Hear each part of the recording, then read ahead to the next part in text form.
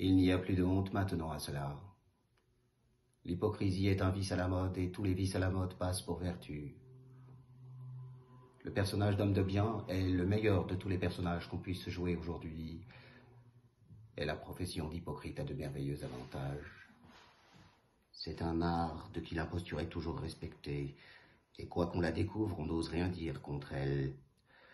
Tous les autres vices des hommes sont exposés à la censure et chacun a la liberté de les attaquer hautement. Mais l'hypocrisie est un vice privilégié qui, de sa main, ferme la bouche à tout le monde et jouit en repos d'une impunité souveraine. On lit, à force de grimaces, une société étroite avec tous les gens du parti, qui en choque un se les jette tous sur les bras. Et ceux que l'on sait même agir de bonne foi là-dessus et que chacun connaît pour être véritablement touché, ceux-là, dis-je, sont toujours les dupes des autres. Ils donnent hautement dans le panneau des grimaciers et appuient aveuglément les singes de leurs actions. Combien crois-tu que j'en connaisse qui par ce stratagème ont rhabillé adroitement les désordres de leur jeunesse, qui se sont fait un bouclier du manteau de la religion, et sous cet habit respecté ont la permission d'être les plus méchants hommes du monde. On a beau savoir leurs intrigues et les connaître pour ce qu'ils sont, ils ne laissent pas pour cela d'être en crédit parmi les gens, et quelques baissements de tête, un soupir mortifié, de roulement Dieu rajuste dans le monde tout ce qu'ils peuvent faire. C'est sous cet abri favorable que je vais me sauver et mettre en sûreté mes affaires. Je ne quitterai point mes douces habitudes, mais j'aurai soin de me cacher et me divertirai à petit bruit.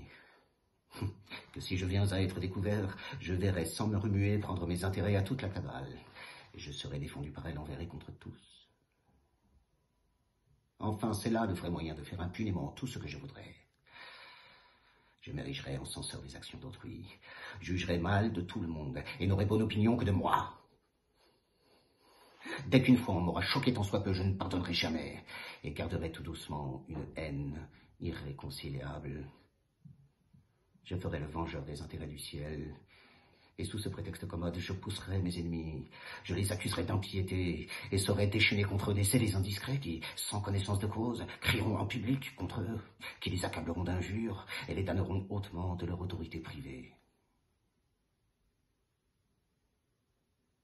C'est ainsi qu'il faut profiter des faiblesses des hommes, et qu'un sage esprit s'accommode aux vices de son siècle.